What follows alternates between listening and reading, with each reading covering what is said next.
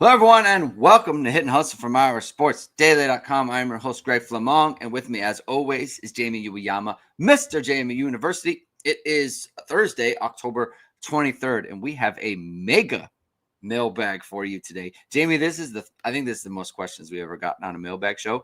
30 plus questions. Fortunately for us, they're all very good questions, and they're going to elicit some fun conversations. But this is going to be deep, right? We're going to go for a long time today, so strap in. Hope you're ready for that. It's going to be a really fun show as Notre Dame heads into the bye at 5-2 and just a win over their rival from USC. So hope we enjoy the show today. Thank you, everyone, for tuning in. If you like what you hear, hit that like button, hit subscribe, hit the notification bell. So it is. We are going live. Links to the podcast are in the description below.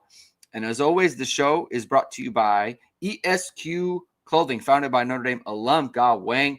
He is Chicago's go-to for the best custom suits, shirts, and sport coats. As Notre Dame reloads for the season, now's the time to refresh your wardrobe and add the perfect suit, sport coat, or tuxedo or casual jacket for fall. ESQ's master tailors combine next-level craftsmanship with the finest fabrics to deliver a fit that's built just for you. Now with showrooms both downtown Chicago and in Winnetka, book your custom fitting at esqclothing.com and step into confidence with Chicago's finest. Mention ISD at your appointment and receive 10% off your entire purchase. That's esqclothing.com. Jamie, are you ready to go? I'm ready, man. Jamie is prime and ready to go. We got to get right into it because it's a long show. It's a long show that we got today. So let's get to the first question. And this one is from Drew Brennan. You two have discussed a lot of the failings of replay review this year. Greg, pretty sure you have said that you would like to see replay review move away from what was called this way on the field, so we need clear evidence to overturn the call. The review model should be, regardless of the call on the field, the video will be the final say. I know this will probably not change, and not even sure how you would make this change. Therefore, I have no question, but would rather hear your thoughts on this topic. Feel free to rant away. Jamie, so my position is, the call on the field is holding too much weight in some of these instances when like the refs are kind of guessing, they have to call something, and so they call it. The interceptions that were like obviously not interceptions are a good example in this case where they don't know who has the ball. On one play, the ball hits the ground and Don Schuler catches it. Another play, the ball hits the ground and Christian Gray comes up with it. They call them interceptions. They're fortunate that on replay, it was clear the ball hit the ground, so it's very easy to overturn. Very clear in both of those, yeah. Right. So they got bailed out. But sometimes, like we saw against NC State, it's not as clear, I guess. Seemed pretty clear on those. Seemed pretty clear, but whatever. But the point is, it's like they give too much weight to the call on the field. My thing is like, just say, hey, we got to go to replay and and see what happened. That's kind of how I come out with it. Where are you at with that? I don't know how they'll change it, because I do think that it makes it easier to just say, let the call stand when it's confusing and they don't know, or else it would take even longer. And no one wants it to be longer than it is. It already takes way too long when they do it. And it really does disrupt the flow of the game, especially when it's like multiple replays on one series. It's horrible, right? So I don't know how they could change it because of that. But I think it also is so obvious that there needs to be more, there needs to be less decisions by the referee during that time. And it should be the replay center that has all the angles. They can all see it from their vantage, and they just make the call. That's what I think. And also, too, it's distinctly, people can know when they're booing those people. Yes. They're booing the replay review and stuff. So that's what I think. It should be all on them to make that call. Like they do this in the NHL has like a goal review, like center. Yeah. Right? Yeah. Yeah. And I think that's like, and everybody knows it's like, it comes down to them. They're the ones who make the call. Should be. Shouldn't be like the ref being like, "Well, what do you think, man?" No, not what do you think. These are the people who are outside of it. They're outside of the environment. They're not being influenced by what's going on or how the flow of the game, and they make the call. Yeah. I agree with you. I mean, it's got to be cleaner. It's got to be. The hard part about just saying like we don't know, we're going to go, because if it's not 100%, then how do you come back and be like, well, we're not totally sure, so we're going to just say this happened? That's the problem. Like, you do want a call to be made, but I just think it needs to be like, there needs to be a preponderance of the evidence standard rather than, indisputable whatever, right? Yeah. Because, I mean, that's the deal with the NC State catch, in my opinion. Like, you ask 100 people in a bar, they're all going to say that ball is on the ground and it's not a catch. Or maybe 99 maybe 99, because one says no, right? And so it's like, well, if one says no, then you can't overturn it, right? Oh, that was terrible. Yeah. So it's really bad. I do want to I have a bone to pick, Jamie. I was watching the game last night on our tape, and I got so upset by something that happened with these referees, and I'm going to show it, and I wonder if you know what I'm talking about here. There was a call in this game that is it was an illegal blindside block. I'm pulling it up here. Oh, yes. I mean, I didn't need to see that. I already saw that on the TV copy of what it was, and it was egregious. This isn't actually what I'm referring to. It's something else. Okay. I'm making a comparison. Okay. So as you're going to see, here's Malachi Fields on the bottom. They throw the ball to Jeremiah Love. Okay. He gets it. He drops it. Malachi Fields shoves this guy, right? He shoves him. He doesn't decleat, he doesn't decleat him. It's not like a lot of force, right? This is nothing. Okay. The ref There's calls. No way that flag. The ref calls that it ruined the drive. Sorry to interrupt. Sorry. That's embarrassing. Yeah. Like, it truly is embarrassing at this level of the sport. You're going to call this a penalty, right? For illegal blindside block. Okay. So this happened on the interception from CJ Carr on the goal line. Okay. Here's the return. Here's Sullivan Absher. I want you to watch him. Okay. Watch what happens here. Runs down. Player being tackled out of bounds. Look what happens to him. Oh my! I did. Look what happens to him. Look at this. He's looking right at it. This is directly in his field of vision. Oh my God, that's terrible. This makes me very angry. Okay, this makes me honestly ticked off, because here's why. Here's why. Referee. Here's the thing. Okay, you go back and watch. There's PIs. There's not a lot of holding. There's like no holding calls basically on either team. And there's like there was a ton of like USC illegal hands to the face on Notre Dame's offensive line. Like, I counted 5, 2 on one play. Where it's like Joe Otting and Billy Schrouth immediately have their head doing that thing, and they don't call any of them. And like, look, these are things that happen within a play where these are things that happen within a play where, like, it's a judgment thing, right? Like, we hear from refs all the time where it's like, hey man, like I didn't, for me, it wasn't a hold, or for me, it wasn't anything, or this, that, and the other. And I want to be clear about this too. Like, that play, whether they call it or not, it's still USC interception. Yeah. Okay. They're going to lose 10 yards or whatever it is. That's the type of play that you could seriously injure someone. And this is like, it is a player safety issue. And if you are looking, that's why they put in the rule for that specific play. Yes. And if you are looking at that, and you are the white hat, and you are looking at that, and you don't call that, you cannot ref in the sport. I very strongly believe that. You cannot miss that. That cannot be missed. Someone could get seriously injured. It could be a concussion for him. He could get knocked unconscious. I mean, that is a clear, he is not looking. It is a crackback block. The player is sizing him up, And it's not only that, it's like unnecessary as well because the ball is going out of bounds. Like he could have, from replay, he could have been ejected for that. And there's no flag called. It's right in front of you. And then 5 plays later, you call that soft ass garbage on Malachi Fields. It's like truly embarrassing. And if there's anything that Marcus Freeman is going to go to the refs about, it is that. Like that is the type of thing where it's like, I don't care the outcome of the game. I don't care about anything.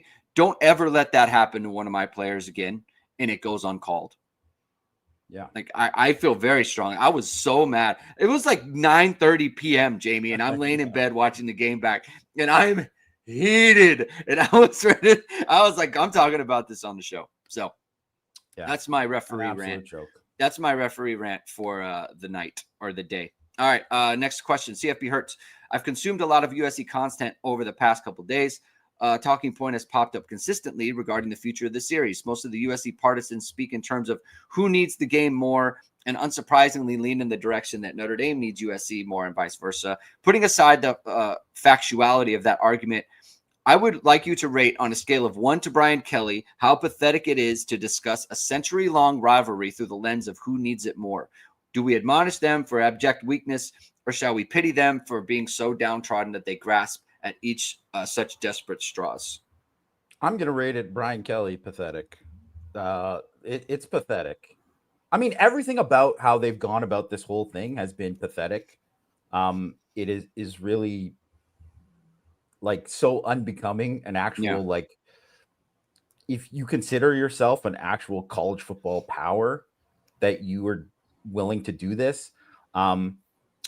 It's unanimous amongst anyone who covers the sport or follows the sport at a national level that actually loves college football, that not having this as one of the main rivalries in college football is bad. Like taking it away is bad. And it's a lot different than like I still think it's obviously Oregon and Oregon State should still play. Like all of that kind of stuff should still play. All of that things, I totally get all that stuff, but that isn't as important as Notre Dame USC. Like there's like literally like the Iron Bowl, Ohio State, Michigan, and I honestly couldn't tell you what other ones is like. I know there's other rivalries that matter to people, but I'm just talking on a national perspective where it's like, hey, these games tend to kind of matter in some way in a national perspective. Mm-hmm. What are the other games? Because like, yeah, I understand like, yeah, Georgia, Tennessee, or the Georgia, Florida. It's like, the cocktail party, whatever. Yeah, that's a big, those are big rivalries. No one wants to see those go away. I don't care about that, but it's also not the same. That's not on the same national level of significance that Notre Dame is. Like Florida State, Miami. Yeah, that's great. But it was like, it's still relatively new, kind of like how Michigan and Notre Dame was like, relatively new, like because of Michigan's part. So it just makes no sense to get rid of it and to USC to try to get everything their way with it. And I mean, the whole trying to sell to Netflix to get like, I mean, come on, these people are pathetic. It's a joke. Yeah. Jason Warnock says Notre Dame should just join the big. Don't at me. In fact, they shouldn't. Being in a conference sucks. Being in a conference is bad, and they really don't need to now. Yeah, they shouldn't. And because here's the thing, okay, Notre Dame played a ranked Miami, ACC. They played a ranked Texas A&M, SEC, and they played a ranked USC in the Big Ten. Why should they? And they're going to play a ranked Navy, probably, maybe, right? Why is that? Why is that worse than a conference? I don't get it. It isn't. That's what college football should be. That's what Notre Dame should be. Just period. Why? Why is that bad? Why is that better? Why is that worse than being in the Big Ten? You play the same teams over and over again. It isn't. So no, they should not join a conference. And I would Notre Dame may not do this, right? They may capitulate and say we'll play you in September or whatever it might be. If I was Notre Dame at this point, especially after you beat them, and especially after like Chad Bowden was popping off, he was popping off all offseason. All offseason, yes. He took gratuitous shots at Notre Dame, and which Marcus Freeman never did, right? The Notre Dame administration never did. He took shots. Yeah. And Jen Cohen has talked about how, they don't need the game. Lincoln Riley. This goes back a year. It goes back a long time. This isn't recent. As Petros Papadakis said, a former USC player and captain from the 2000s or late 90s, 2000s, these people are a fart in the wind of this series. Like, this series has gone on for 100 years. Jen Cohen will be gone. Lincoln Riley will be gone. And what they want is not important in the grand scheme of things, right? They are just small little figments. If I was Notre Dame, I would say, hey, the game is when we have the game as scheduled. We play it in mid-October when you're here, and we play it on Thanksgiving weekend when we're there. And that's when it is.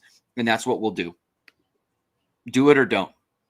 And like that, I think that's what Notre Dame should that should be their stance on this. Because and then I would say, hey, and if you don't want to do that, then we will wait for you to leave, and then we will make a deal with the next administration that comes in, because you are temporary.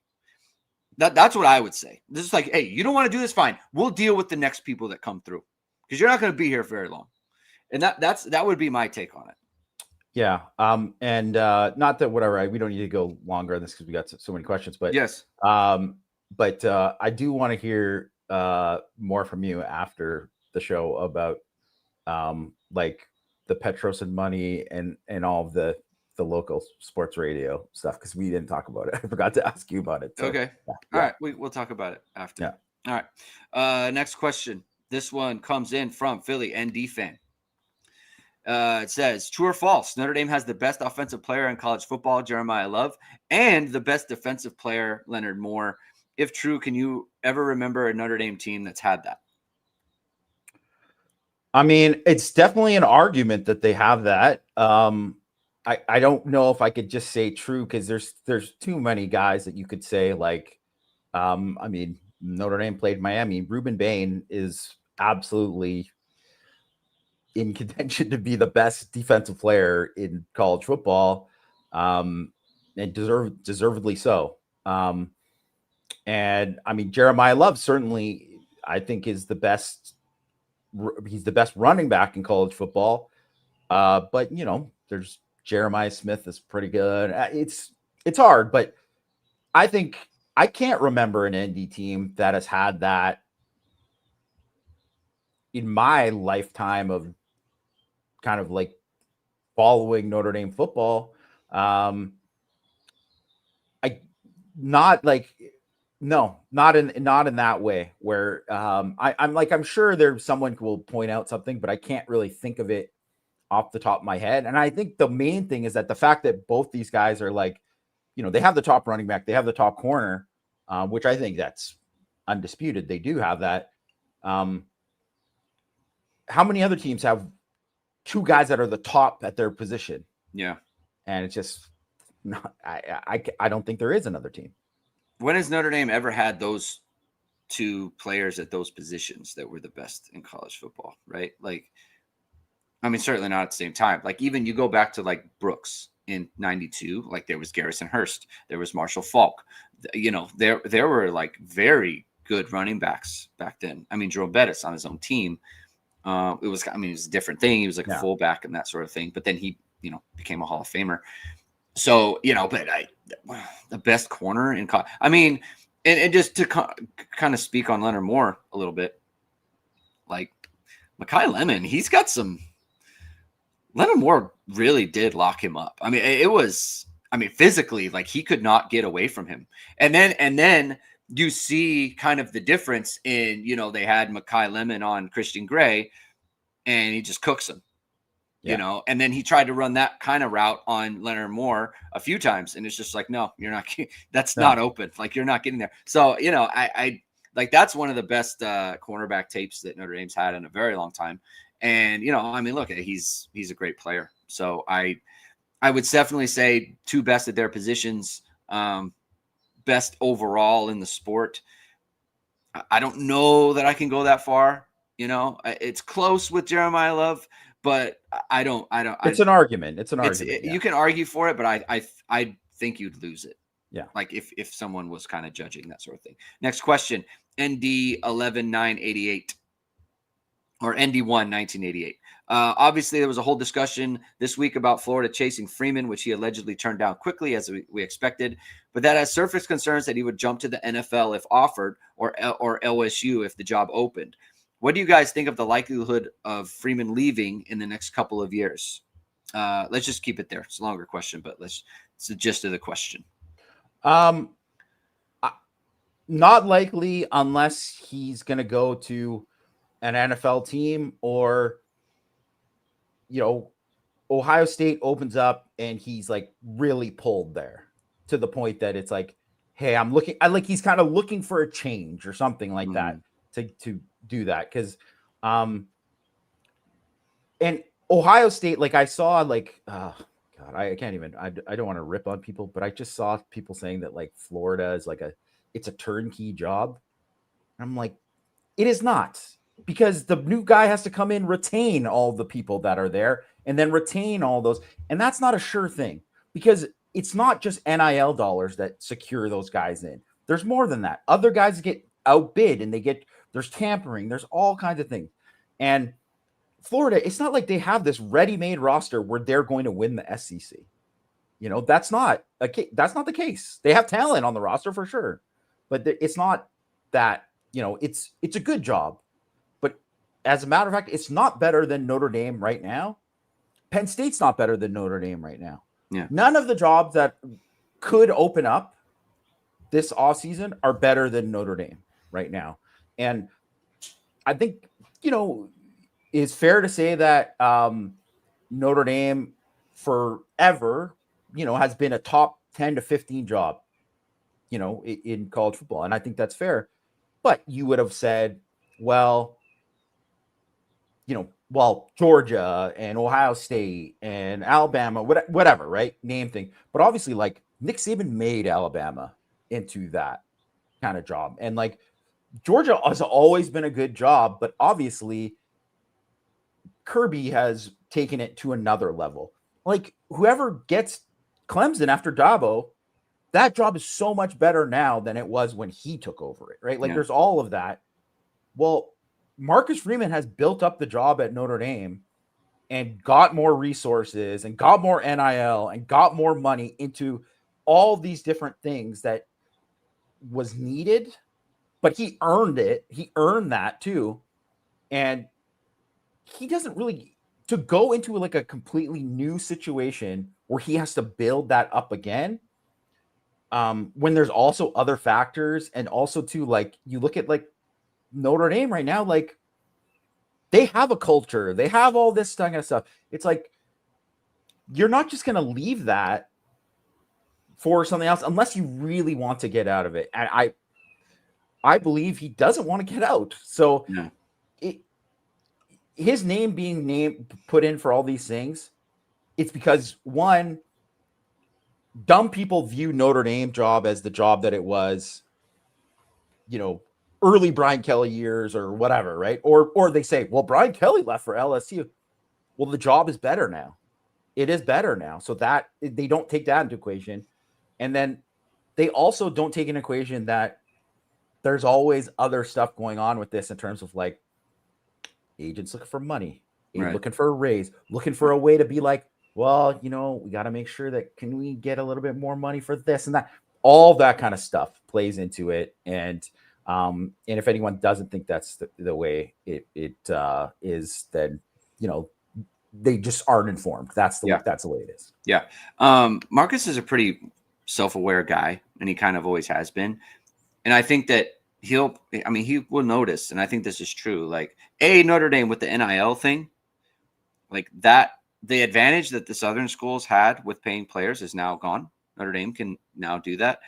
And two, I think his message and his personality fits within Notre Dame in a way that I don't know that that's true of other places, because it's just different. Notre Dame is a different vibe, and I think that he gets it, and I think that he can sell it to players in a way that, like, I don't know that I don't know that it would resonate as well at like Florida, or if it would resonate as well at like Penn State or whatever. I mean, so I mean, like Ohio State would concern me for obvious reasons, but beyond that, I don't know. I think NFL maybe when he's like in his mid 40s, that would make a little bit more sense to me.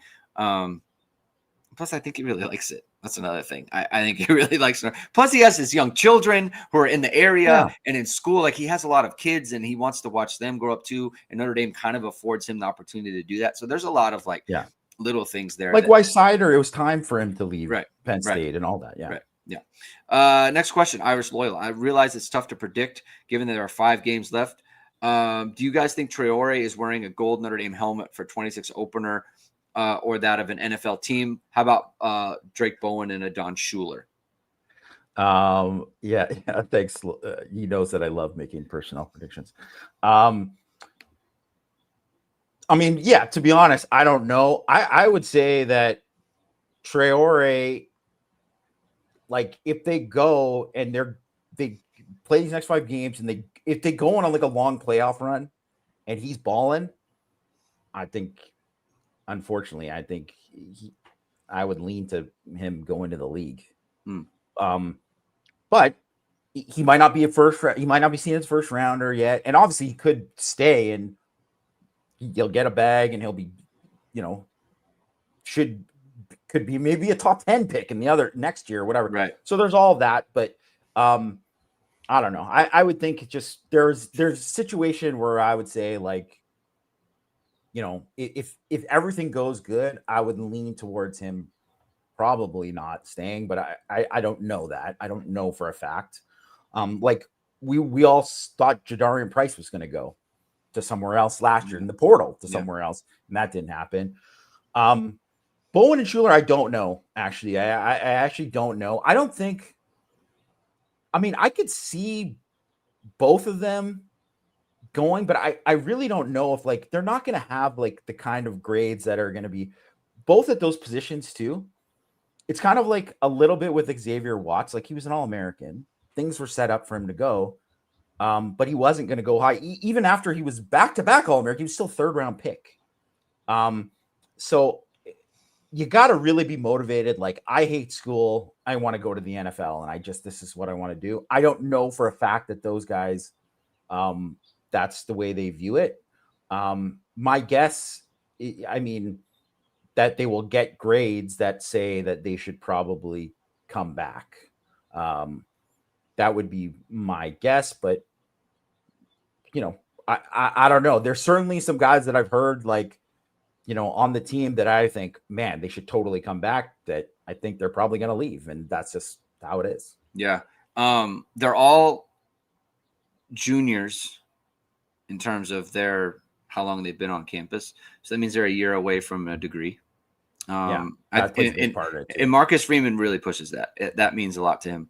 Their I think parents do too, for sure. I don't know their parents. I know the Bowens a little bit, in just terms of their mindset and everything. Here's the other thing: Drake Bowen loves Notre Dame, and I think that he wants to be a 3-year captain. Yeah. Or a 3-year starter, 2-year 3-year starter, 3-year starter, 2-year captain. Like, I think that means a lot to him. I think Adon, like I said, like, if he was in like Watts didn't leave, Watts stayed, even though he had already graduated. Like, I think that resonates with Adon Schuler as well. And not just that, but it worked out. Guys like Cross and Mills, they had all these guys had chances. Yeah, so he was around and it worked out. So that matters. And the thing with Traore is, like, it's one of those deals where he could leave, but he also plays a position, like you said, that has a high upside in the draft. Like safety and linebacker, like the positions that Bowen and Schuler play, like that plays into leaving, because it's like, how much can I improve my stock? Whereas someone like Traore, he could get into the top 15. He can get to the top 20. And the difference between being like the 36th pick and being like the 15th pick, it's a big deal, right? And like guaranteed money and all that stuff. Plus, Notre Dame, they will pay their veterans. That's a thing they'll do. So that's also a factor in this. Next question from Newcomb. Perhaps a better question for an article, but I would be curious to see how Notre Dame is trending in the 8 or so statistical categories Jamie has identified as being highly correlated with winning a title. Might be a little extrapolation to be done, considering some metrics will certainly improve as the schedule softens and early season defensive issues become a smaller percentage of games. I do think this is a long form article type of question. I did answer like a brief thing in 6 thoughts this week okay. because I actually saw this. Yes, but I will do a longer piece on it at the end of the regular season, provided they're going to the playoff. I will do a longer piece on it. But I mean, for those that don't know, subscribe to Irish Sport Daily. You check it out, guys. But check it out. I was doing off season. You look for content. I did a thing a couple years ago. It was like checking all the boxes to be a championship team during the CFP era, and like looking at like what these teams had in common. And there's different things like talent thresholds that you have to have.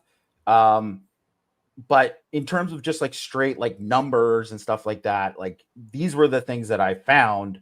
And there's been 11, and I started a couple years ago, but there's been 11 CFP champions since they started the college football playoff. 4 obviously expanded to 12. We'll see how it changes, and it evolves. But top 8 in OF plus, so combined FEI and S&P plus rating. 10 of the 11 CFP champions have had that. Notre Dame is currently 5th in OF plus. Check. Top 15 in DF plus.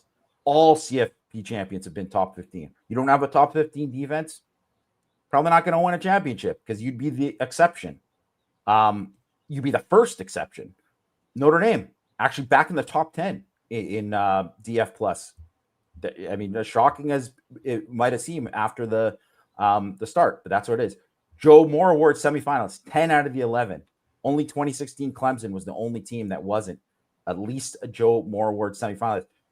Considering that Notre Dame made the Joe Moore Award midseason honor roll, and then they rushed for 3. And then they rushed for 3. Yeah. They're going to be on they're going to be semifinalists.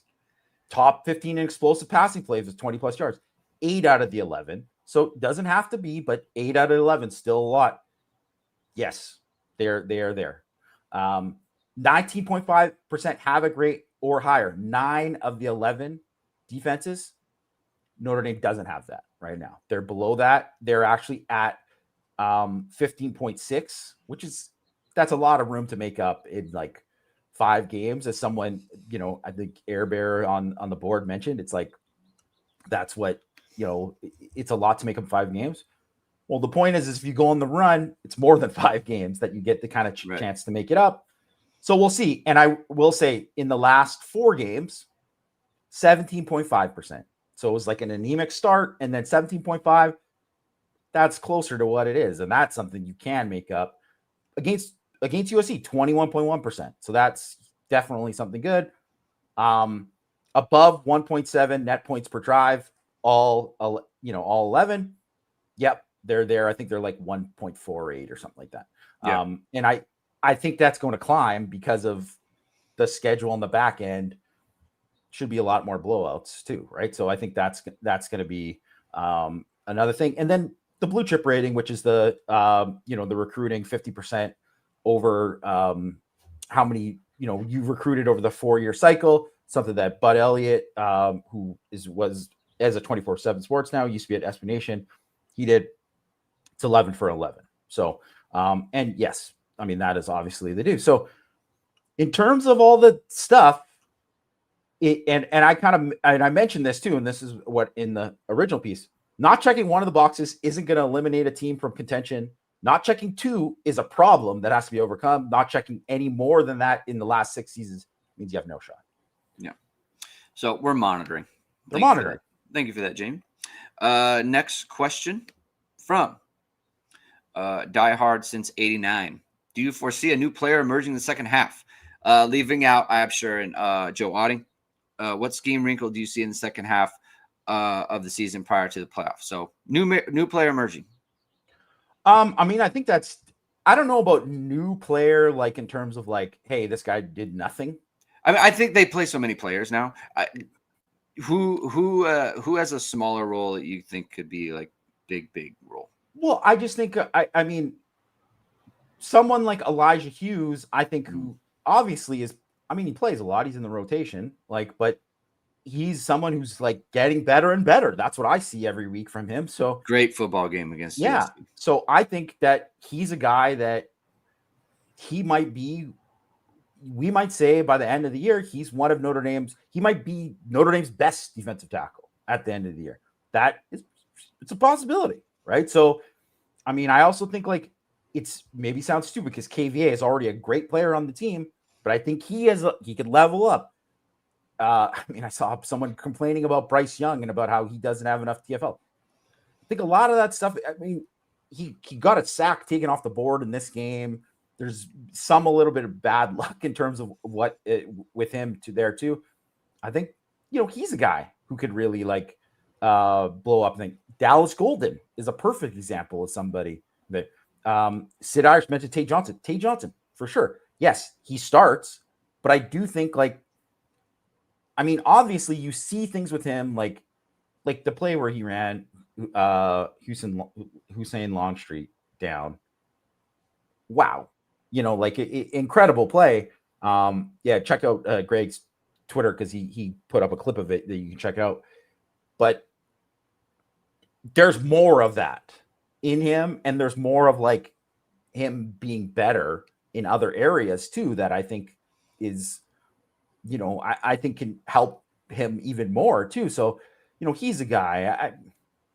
I mean, Jane Greathouse could be healthy and then all of a sudden have this breakout too. There's a lot of that. So I also think he's already kind of started it, but Will Pauling is obviously pretty darn good, and it's there. So I think there's a lot of guys. There's a lot of guys there could be, and I think that's speaks to the kind of the depth of the team. Yeah, I think Jalen Sneed played the best game of his life against USC. Yeah. I mean, the per snap quality of play was off the charts. I mean, it was in like several facets too, which is not always what you see from him, and I thought that he was, I mean, just a weapon. I mean, just an absolute weapon. He played so well. And I think if that continues, I mean, that's like, I don't want to say it's a game changer for the defense, but it just raises the level. And it'll get to a question we get to later. Dallas Golden. Jay Wu says Devontae Smith needs to get healthy. Dallas Golden has played snaps, like lots of snaps, against Arkansas, against NC State, and now against USC. No one is going to get tougher than this. They're not going to play anyone better than that. There's no tougher matchup. And he is a young player, and he is a recruited player. The fact that Devontae Smith hurt his calf again is like, to me, it's like that's going to be a problem for a bit. Does Dallas Golden lose his? I don't know, man. Like now, I feel like he might be, or he very least splits it. Yeah, I why wouldn't you just say, hey, man, you just played the toughest matchup you're ever going to face this year and got through it? I feel like, man, just keep going.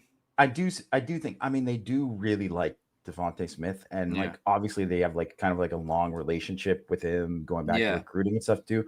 So I don't think they're going to kind of just like push him out and be like, I know this is your last year of college football, whatever. But I don't see Dallas Golden not playing anymore. He's going to be a factor. He's going to, yes, he's going to play, and he's going to find snaps. Yeah. Okay. Good. Let's move on to the next question here. It is from Curious Irish, probably for a Jamie question. Provide an updated opinion on the 25 true freshmen and 26 committed O-line as to where they would be slotted position-wise, what you know now, and how soon we expect meaningful participation. Most interested in Black and Augustine. Thanks. I mean, I think, everybody knows that Black like worked at guard in camp and all that, but I mean, he's going to be a tackle long term. I think of the same way as that, like they're playing Gerby Lambert at right guard right now. He's going to be a tackle. Yeah. Like if Emil Wagner leaves, he's the right tackle. Like that's going to happen. And I mean, Will Black might be the left tackle next year, and maybe then they move Knapp inside or whatever, right? Like that could happen too, right? Or Will Black ends up starting at guard and then takes over there. Because I really think they're trying to get guys, they're trying to figure out like who the best 5 guys are there. And I think kind of previously that was one of the things is they were like recruiting more specifically for this guy's an interior guy and this guy's a tackle. And now it's like they want guys to know all 5, really. And that's the thing. So I do think long-term Will Black is probably a tackle and probably the left tackle. Matty Augustine is definitely a tackle too, but he's someone who could compete at guard as well. I do think that he is. I've heard a lot of good stuff about him. I'm super impressed by like the weight that he's put on, the good weight that he's put on during this time, and I think he has a chance to be a pretty good player at tackle for Notre Dame. So I really like the tackles they have in the class. Strebig is the guy that I do think, even though he was working at tackle for most of the preseason, I think he's probably going to end up inside and just be an interior guy. I just think athletically, those guys are better athletes than him, and I think that's more suited for him. Obviously, with Cam Herron, he's a center. Like he's 100% going to be a center, and that's kind of going to be his, spot. Like, maybe he could grow into maybe possibly a guard too, like one of those spots, but I think he is long-term center. And in terms of the class that they have right now, committed, I think like Merrill, Nichols, and Sullivan Garvin, those guys are interior guys. I do think that Garvin is definitely going to be, he's a center guard. He's a center guard. Those other 2 guys I see as like, competing at guard. Gregory Patrick's interesting because I think like he could maybe play. He's probably going to be more of like a swing guy who's maybe a tackle. But I think he's kind of like a Jarrett Patterson type. So he, could probably be multiple position, maybe at, like a Ashton Craig-ish type. So it'll be interesting to see with him. And then obviously they got McKeo and Charlie Tom, and both those guys are tackles, right? Yeah. Those guys are tackles. So and I think like I heard Charlie Tom is having this is his first year at thing. I haven't been watching like a ton of to be fair, I don't want to like speak out of turn about like all these guys and what there are now, because I haven't watched as much of their senior film. I've seen bits and pieces. I'm obviously more into Notre Dame season right now. And then there's also, 2027 recruits coming up and all that kind of stuff. Yeah. But I, as far as I kind of project of based on what I know, and then what I've heard about like Tom and stuff too, having a good season his first year, offensive tackle. I think that's where I kind of see all those guys. Okay. Next question comes from, let's see, May 58. Absher goes in for Billy at left guard. If there is another injury on offensive line, who is next man in? Well, I mean, who's the next guard, do you think? Let's get there. I mean, I think it's probably, it might be messed up because Will Black got the concussion. Yeah. So I don't know, although I think he's back participating again. Yeah. But like, I think he'd be the next guy. It'd be him or Chris Tarek. Yeah. Right. So that would be, they're right at the limit right now, like of where they're at in terms of who's playing. Like, they really can't have another injury, like anything kind of serious, or else, because there would be the 9th guy, really. Yeah. Right. So like, and people talk about depth, like Man, they're at their depth. Like they rush for 300 yards with a new center, and Charles Jaguar is supposed to be starting at guard for them.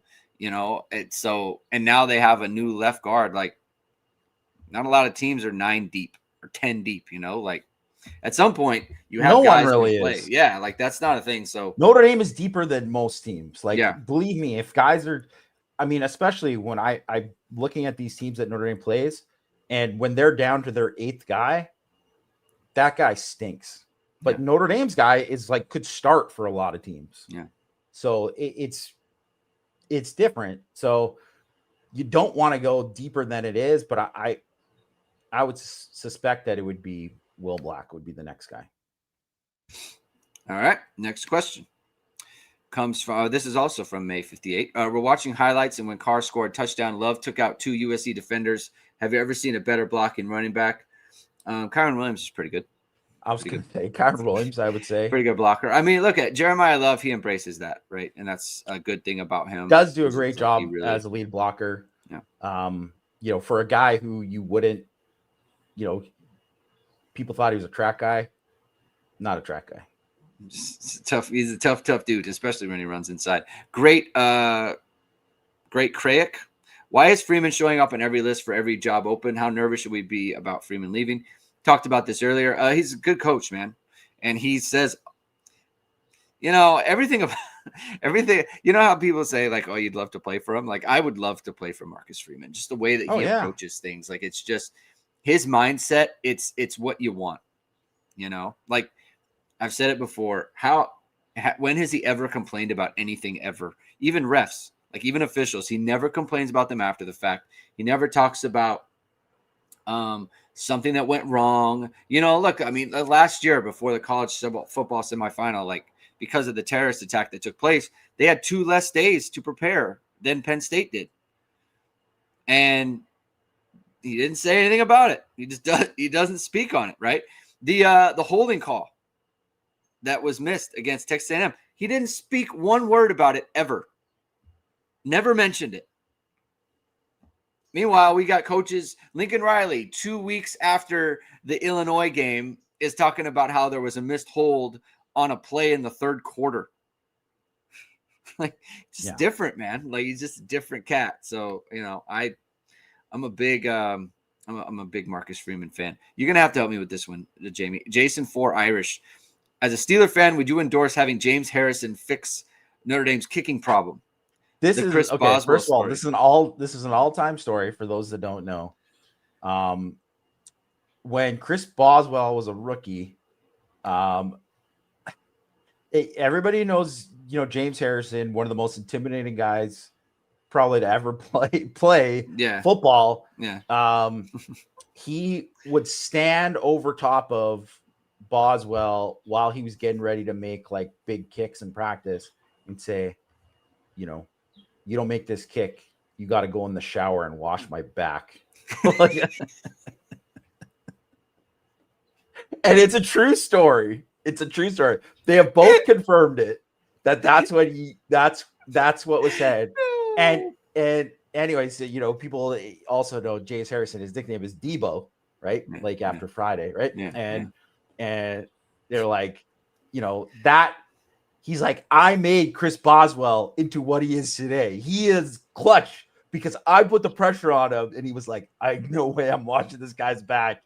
And then he made every kick, and now he's the best kicker in the league. So yeah, that's a story. Hey, you know what? If it works, do it. Like, whatever, bring him in. Hey, I'm sure, Marcus Freeman could make a call. Get James Harrison out there. Yeah, man, look. Oh, my God. Can't look. On the one hand, maybe not fit for the college game. On the other hand, not. On the other hand, you can't miss 31-yard field goals, and you can't kick the ball out of bounds on kickoff multiple times. You can't miss, it's hard. I can't. I don't know that anyone is in position to say no to any sort of fix for the kicking game right now. May 58. All 4 linebackers are playing at elite level, it seems to me. Jamie and Greg, you are the defensive coordinators, co-coordinators against a playoff level team, and there are 58 snaps. How do you divide up snaps for the 4 linebackers? I think it depends on the game and what type of offense you're facing. So I don't really think there's an answer for it, because it depends on who you're playing, right? I think that matters, like in the style of game it is, because I do think that, like, I think Jalen Sneed is kind of built to play against like a spread team like USC. Yeah. I think he is built to be that. I think isn't he good against Navy too? Yes. I'm not wrong about that, right? He had a really good game against Navy last year. Yeah. He's just, well, because any kind of thing where, I mean, I don't know if there is a better guy in terms of, like, if there's somebody in space that he has to chase down, where he has the speed to cut off a player and, like, not over pursue, because he has the speed to just catch up like that. Like, he has a lot of those, like Tay Johnson on Longstreet moments, right? Yeah. Like, that happens a lot with him. Like, if you look at that, that 4th and inches, he is not close to that play because he's defending the dive. Yeah. And then he gets out there. So that is, something that is just obviously an exceptional thing that probably only he could do. I think Osbury played really good in this game. He definitely did. They all did. If it was just me, I would lean probably Drake and KVA would get more snaps than the other two, is how I would kind of divvy it out. Yeah, I agree. And generally what I would say is, like, I don't know if they're playing an elite level, right? Whatever someone wants to have elite mean, but, like, they're all playing very well. Yeah. And so what I would say is keep doing what you did to get them to that level. Yes. It's working, right? And I think Jalen Sneed played around 30-something snaps in this game, like clearly involved, not an afterthought, like a major part of the game plan. And that's what players want ultimately, right? Like, obviously he'd love to play all the snaps, but, like, ultimately, am I an important player? And am I a key part of what Notre Dame is trying to do? I'm not just someone who has, like, a package on dime when it's 3rd and 19 or something like that. With, like, so, and I don't mean this as a aspersion to anyone. Okay. I don't mean it like this, but, like, Luke Talich, right? Like, it has to be a certain type of coverage for him to get in the game. And by the way, he's done really well in those types of situations, right? But I'm just saying, like, Jalen Sneed is a bigger part of the game plan than that. And I think that's important. And the same thing for Osbury, right? Like, Osbury, I think, started the game. He started it with Bowen. So these are major parts of the team. Another question from May 58. Aeneas Williams is not getting carries this year. I imagine he's not happy. Next year, I would think he would be 1 or 2 best running backs and would get his carries. Any chance he would transfer, or really wait till next year? I'm just going to say yes, there is a chance that he would, for obvious reasons. And then there's a question later about RB1 and whether that person's on the roster. So I think that's a good time to have that conversation. But what do you think, Jamie? Of course he's unhappy. He played a pretty big role last year, and now he's not playing that. At the same time, I'm sure he understands, like, Price and Love are awesome, and it's hard. You can't really, like, it's hard to take Love off the field for Price, right? So it's like, now you're going to get rid of Price's carries. Like, it's an impossible situation. They obviously made the right choice to lean on the 2 unbelievable backs. Yeah. And probably should have done it last year, really. And I totally get why he'd be frustrated, or why anyone would want to leave. But I do think there's opportunity next year for who it is. And I also think that if it kind of works out during this time, he's going to get some run during these next 5 games. Yeah. I think it's dependent on, am I one of the top 2 backs? And yeah. We'll get into that conversation later. Exer ND 1994. I believe both said USC thought their D line could handle Notre Dame's O line due to Michigan game result.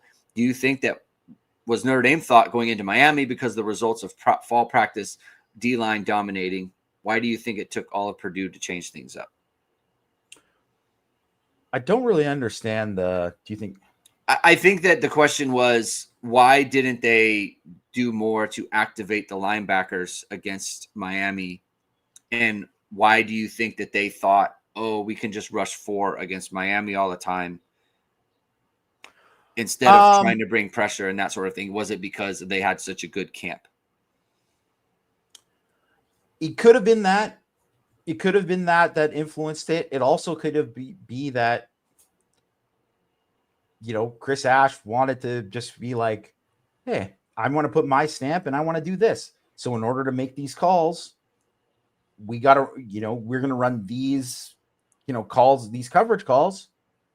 Well, I need these guys in coverage. I need this. I need that. If we're going to run this kind of, match coverage, we need this. Right. So I think it could have been as simple as that. I think it also just showed how, like, being a new coordinator in that time and not being kind of malleable to that, like, that would have been a thing where, like, let's say if Al Golden came in and that was like the plan at the beginning, well, Al Golden would have been able to feel more comfortable with, we got to throw that out during the thing. And it's different for, a new guy to be able to do that, I guess. Right. So it just, there isn't really a good answer that we know. We can only speculate.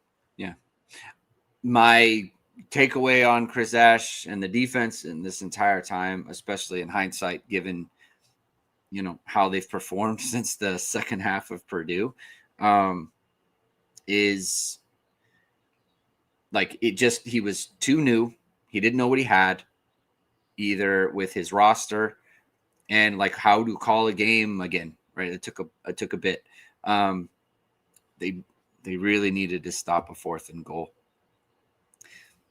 It's like that. It honestly, Jamie, if they had stopped the 4th and goal, they're sitting at what, 6 now, 5, just cruising. That you have a game in pocket that if you needed to lose it, you could and still make it because you would have beaten Texas A&M.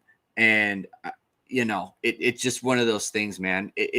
They given their situation, they played the exact wrong 2 teams.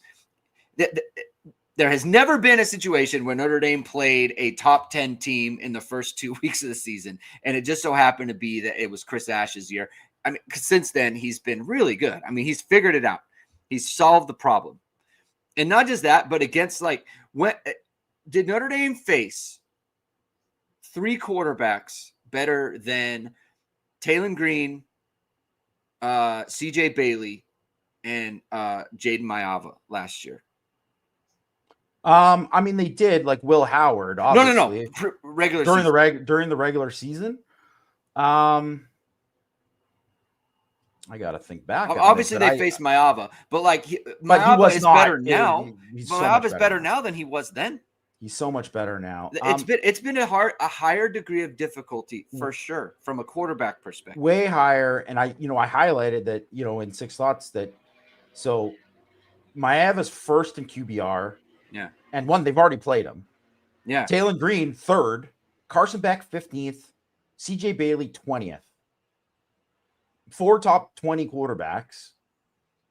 Marcel Reed is 35th. So obviously he's like above average. He would have been one of the top quarterbacks last year. Last year, they didn't play. I mean, Blake Horvath, by the way, not having as good a year as he had last year, in case anyone's wondering for that coming up. Monitoring that. Because he was 6th in QBR last year. He's like 30, what is he? 32nd right now. They didn't. I mean, they played bad quarterbacks for a lot of it.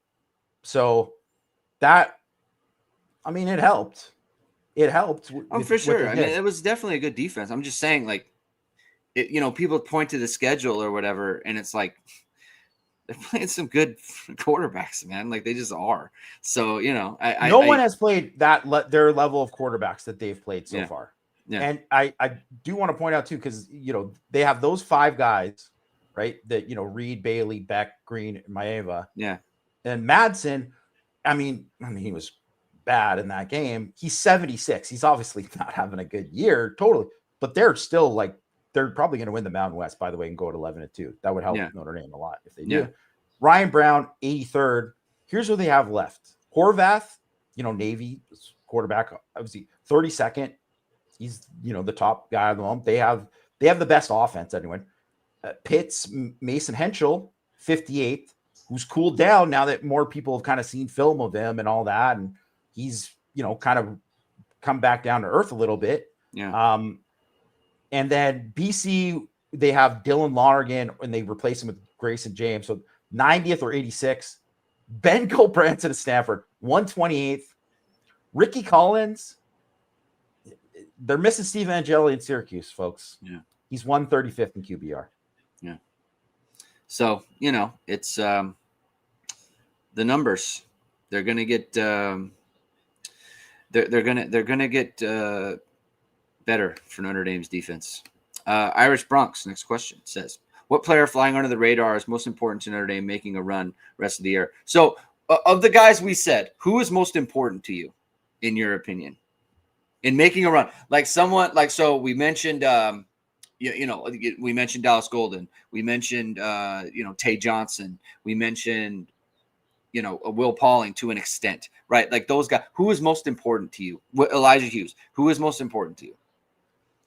I think Bryce Young. Oh, interesting. I think Bryce Young or Hughes, in my opinion, just because I think, linebacker, I just think it's going to be bare minimum very, very good, and then I mean, it would obviously, if Tay Johnson jumps up, that does really make a big difference. But the thing is now is that Boubacar is getting to the point now where I think more teams are going to be like, we have to chip him and do something. We need to adjust, what we're doing here. And you need people to take advantage of that. And I mean, it obviously doesn't have to be it could be Botello, right? It could be whoever, right? Like it could be anyone, but, and it could be Elijah Hughes, right? It could be Elijah Hughes, right? I mean, it could be freaking Jason Onye after last week if he keeps playing that way. So, but I do think a defensive lineman or two jumping up would be pretty massive. I was going to say Dallas Golden, but I think you're right, though. I think because it is the one untapped kind of potential that Notre Dame has on the team that is just kind of sitting there. That's like, this could really change the trajectory of things. Because like you said, Boubacar is starting to get to that point now. And if Bryce Young gets to that point, well, now you're dealing with a whole different type of team in terms of what they can be and the type of dominance that they can put forward. So, you've convinced me on that. I think that's the right answer. All right, Vern Cup. All right, this is funny. All right, so after Miami, A&M, Purdue, and Arkansas, we couldn't think higher of CJ Carr. After Boise, we said it was his off game. Knew you have one as a freshman, and on and on. Then against NC State, said the same thing. Off game, not worried. Against USC, said the same thing. Off game for Carr, not worried, too amped, etc. How many off games in a row will it take before you start to worry about CJ Carr? Also, is this self-inflicted, or are defenses forcing these performances from Carr? And if so, what are they doing differently in these last 3 games that they didn't do in the first 4? And what is the counter? I'll hang up and listen. This is funny because I literally read this question as I was having this exact conversation with some people. So, Jamie, because I think it's absolutely fair. And I did we call NC State an off game? It wasn't. It was off in the sense that like he missed some throws. Like it was not as sharp as it could have been, but it wasn't like a bad game, right? But I thought it was a bounce back game. That's like He definitely did. I mean, Definitely missed some throws, but he made some throws to Raritan in that game where they're just straight up special, right? So like 100%, right? But like there were moments there where it was and like he wasn't missing layups. He was yeah. making the layups. The USC game though was it was a bad game. It was like bad in my opinion, because and the good, I guess the good news is that like they were self-inflicted. Just throw it out, man. Just 5-yard out. Just throw it. Like hit the easy stuff. Yeah, hit the easy stuff. He's throwing go balls when it's like Will Pauling sitting underneath. Just throw it to him for a first down. Like wasn't seeing the field as good as he has before. I will say like he gets into some good checks for the running game. Like he really helps out that running game. He does a very good job with that. But like and I've told the narrative that if it's his seventh game, 6th straight game. He's new, and it's just like he's getting tired. He's getting there's a lot going on right now, and he's just kind of needs a break. So I can tell that story. If he comes out against BC, who's not good, and it's kind of like would be the Boise State game. Yeah. Then it would be like, okay, now this is my expectation now. And I don't want to say I'm worried about CJ Carr long term. But I would say for this season, it would become like, okay, this is my expectation. And so that's kind of where I'm at. Please get your thoughts on this. Yeah. So, okay. I think there should be a level of like, okay, he needs to get it fixed because he was second in QBR. Yeah. He was second. He's 23rd now. Yeah. That's a pretty steep drop. I mean, that's obviously overall, he's been very, very good. So we're not going to pretend like he's been bad at all, but he wasn't good in the USC game. And just like we're praising, Price and Love and all these guys for being like, you make your name in these rivalry games. He was not good. Like, and he wasn't asked to do as much, and he still wasn't good. So I do think that there is a level of concern after, because I want to go through so this is the schedule going forward, who he's going to face. In terms of past events, Pitt is the best, 59th in EPA per drop back, right? So they're average. Mm-hmm. Syracuse 88th, Stanford 91st, Navy 118th, Boston College 125th. Now, these teams, it would be shocking if they aren't doing everything they can to be like, we're sending extra bodies because we don't want Jeremiah Love to win the Heisman against us and Jadarian Price to run for 150. Like, they're not going to do what USC did. Yeah. I mean, if they do, God bless them. But like, chances are, so there's going to be opportunity. So part of it in the USC game, which we talked about, was that they didn't give them as many of the easy things. So there wasn't those defined shots they had. And, there's weather and there's all that kind of stuff too. But obviously Maeva played much better than him. Not that Maeva played great, but he played better than Carr. So, and he's from Hawaii. He's from Michigan. He should be the guy who's more used to this weather and blah, blah, blah. This bye week is a huge time for him because whether he's in his own head or they need to just change some stuff, whatever, self-scouting, blah, blah, blah, whatever. They need to get him reset and playing where he was at before because, and that's another one of these things about this criteria, and which was like an addendum to it, is that like each CFP champion since 2016 has had a quarterback who's top 10 in QBR. So they're not winning if he's like the 18th best quarterback. They're not. Yeah. And they obviously have like a running game that's good enough to win. the defense, I think, especially because, hey, they're not going to play a lot of great offenses going forward too. And they've already played a bunch of good offenses so far, to the point that the only one that really, I think, would be just so scary based on it is Ohio State, because they got Tate and Smith. Yeah. But there's not any other defense or not offense that I think that Notre Dame that I'd be like, wow, they're going to have a really tough time handling this. I'm like, I think they could. Now I feel more confident they could do it, but Carr has to kind of earn that confidence back. So this game is a huge game in a weird way, for just, in maybe it's whatever, being too in our own heads of like, oh, what we think or whatever. But like, in my belief in what he can be, it's like, if he's not going and lighting up BC, by the way, they've had a ton of injuries and all that kind of stuff too, and they stink. They're a bad team. There's just no reason he shouldn't be like, on point and just like having an easy game.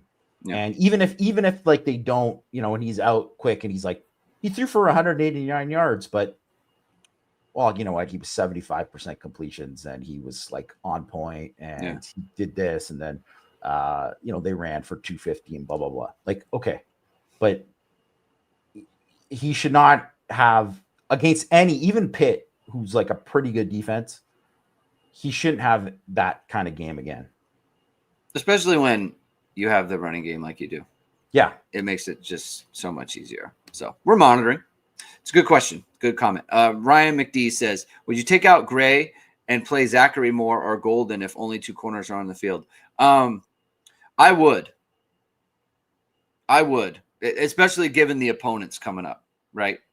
Like, I don't know how much they're going to play against, like, I don't know how much they're going to play against, like, Navy, because that's kind of its own special thing. But, like, against BC, yeah, man. Like, you get those guys more reps. Because I'll tell you, there's been a lot of stuff about Christian Gray, obviously, and he's gotten a lot of flack or whatever. And we've kind of tried to give context to all of that. The touchdown from Jacoby Lane and the long ball up to given up to Mekhi Lemon. Look, those are good players. You can give up catches, right? I think we all understand that. Those are really bad reps. Really bad. Yeah. Non-competitive. And he looked, like you said, people are asking if he's hurt. I think he was just tired. I think he was gassed. And I don't know why that is. I've never seen him just run out of gas like that. They were on the field for a lot of plays, but not that many plays. And there was nothing mitigating ahead of that to where it's like he should be exhausted. They ran him on a bunch of go balls or whatever. So not like last year. Not like last year. Exactly. So I think that he needs time. They need to get Zachary engaged. They need to get activated. They need to get, Golden's been activated, but he needs time off the field because he can't break down like that. It's bad, Jamie. I don't like to quote unquote kill a player because I'm not. I'm just calling it like it is. Those are really bad reps, man. Really, really bad. Yeah, and that's why too. Like when you think about like, yeah, Leonard Moore, you feel like, okay. Jeremiah Smith against Leonard Moore, like, yeah, Jeremiah Smith will probably get him some, but yeah, Leonard Moore, you think you feel like he'll do well if they did that. If they said, hey, this is what we're going to do. I'd feel like Carnell Tate would probably eat Christian Gray alive. He did last year. Yeah, so it's and Egbuka as well. Egbuka's obviously really good. Obviously they had the three-headed monster last year, but and I don't know what all the factors that play into it. If it's just maybe that's just kind of who he is. We kind of talked about like maybe he just can't. He's not that guy who can play against these elite guys, but yeah. I do think they need to give. Because we talked about him kind of wearing down at the end of last season and stuff too. Like, give some of these guys some more run and see where they're at. And I think that's there. And I just want to mention because Ryan Hale talking about how USC is the first time that Carr had a real freshman mistake. you know, and it's insane expectations if he's a concern. We're not saying it's like if he's the 18th best quarterback in college football or whatever, he's 23rd. It's like, it's a great thing, like in terms of, where he's at for his development, but the team is trying to win a national championship. So it is a concern if he's like, if he's not playing at the same level that he was, if he doesn't bounce back to the same level he was, I think that's a fair concern. It's also not the first freshman mistake he's made. Yes, no, definitely not. by any stretch. By any stretch. Yeah, so he's doing that. I'm just saying, like, beyond the ridiculous interception, which is like in many ways the least surprising, the least concerning part of it, because he's done it before. He's done it a number of times actually. It's the fact that, hey man, like, hit a 5-yard out. If he could hit a 5-yard out, Notre Dame wins by 17 plus.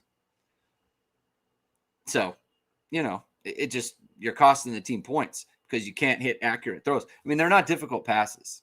So that's the thing where it's like that part of it. And then you're making kind of bad decisions too. It's like USC was bad in a different kind of way.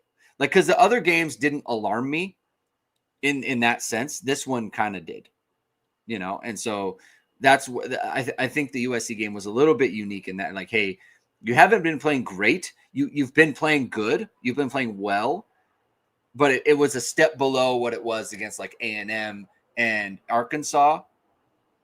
This was a whole separate category of like, whoa, like now I'm starting to get a little bit leery of like, maybe I need to change my expectations, which I had never done before. And so that was kind of where I was coming at from that. Sometimes you need to change things. You need to change routine, change expectations, change routines, get into something new with your life, and get out there and be active with people, with like-minded people. You could do that with pickleball, Jamie. You could do that in a community of people. You could talk about CJ Carr, talk about Christian Gray while being active and playing pickleball. Do it with H2 Pickleball, founded by Notre Dame alum Todd Hill. He's teaming with fellow alums Jack Gibbs and Will Howells, who's a top 10 pickleball pro, to bring Notre Dame fans to Notre Dame Pickleball Crew League. Besides football, what better way to connect and engage Notre Dame fans than through pickleball? Membership is free, and members will have access to special pickleball events and discounts. The next event will be a Will Howells Pickleball Clinic on the Friday before the Syracuse game. Members can also get discounted tickets to the Syracuse game. Contact Todd at h2pickleball.com or 574-339-5195 to join the league. Be sure to visit the H2 Pickleball facility in Mishawaka when you are in town. H2 Pickleball is located at 55801 Evergreen Plaza Drive in Mishawaka, Indiana. All right. Oops, didn't mean to do that. All right, next question comes in from Dallas Domer. On the interception that Carr threw in the SC game, do you think he lost track of the down? It was a third down play, wasn't it? He threw desperately as it was fourth down. He might have. I don't know that. It's possible. I don't know that for a fact. He definitely did treat it like it's either this or nothing. And so maybe he did lose track of the down. Maybe he thought it was a fourth down play. From JE17, I made a comment in another thread about Otting appearing to help the run game more than Craig because more effective reach and seal blocks due to his moving his feet better. Is that an accurate assessment, or is it more of a product of how USC defended the run? I think it's a little bit more a part. He did move his feet well in the game. I want to give him credit for that. Yeah. But I think a lot of it is like, I think Ashton Craig would have done a fine job with it too. USC's defensive tackles, specifically their nose guards, are not as good as NC State's nose guard. Like, not even close, actually. Yeah.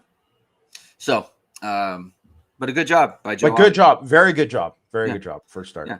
Played a very good game. DT Fennel, what are your thoughts on how Ash's defense will scheme for the Navy game?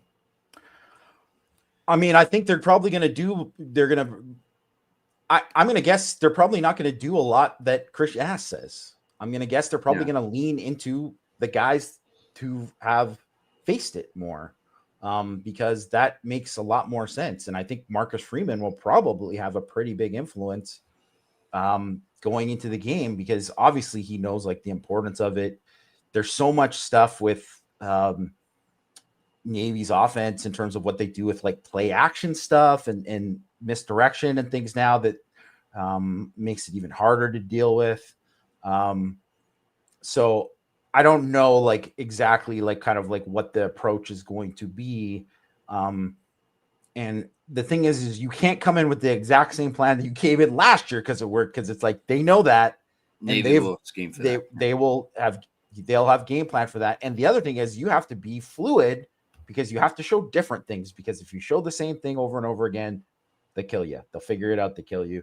So that's what makes it tough to play against them. And you can stop them for multiple drives, then all of a sudden, boom, right? So you got to be like quick on your feet and fluid in those games. And I don't know, it's going to be interesting. Obviously, they're just like I said at the beginning of the year, I think they were like ranked like 60th in like OF plus the beginning of the year, and I was like, no way, they're like a top 30 offense, and I think they're like 30th right now. They're probably like, you know, closer to like a top 20 offense. But I will say, for anyone who knows the game, Navy's going to have to score like every time because their defense stinks. Yeah. When I was leaving the Texas A&M game, I said to myself, USC and Navy are going to destroy Chris Ash, and USC didn't. And that gives me like good feelings about him game planning something for Navy. He's really stepped up against USC, and that's the type of team that you need to have a plan against. You can't like schematically, can't just roll out your stuff and call plays. You got to come up with something, and he did. So I gave him a lot of credit for that. Makes me feel better about this game. Carr was obviously an unknown going into this year. No tape for opponents to watch. Is the fact that we're 7 games into the season, teams have tape now a factor in Carr's performance? Are they playing him differently, or is the USC game just a somewhat off performance, nothing really to worry about? I mean, I think that is a factor, because one thing I would say that probably USC, one of the things that they should get credit for, and that Danton Lynn has done, is like they do a lot more stuff where they disguise some stuff in coverage more, which is very like, you know, Ravens NFL, like where it changes the reads and it makes things they're not as defined as some of the other things. And then obviously too, when they're playing too high and they have more guys there, that makes it more difficult too. And the reason that USC played too high in that game for all that game was because they feared CJ Carr. I just want to make that clear. Like, that's the reason that it was so open for, you know, Love and Price to win, was because of what Carr and the passing game did.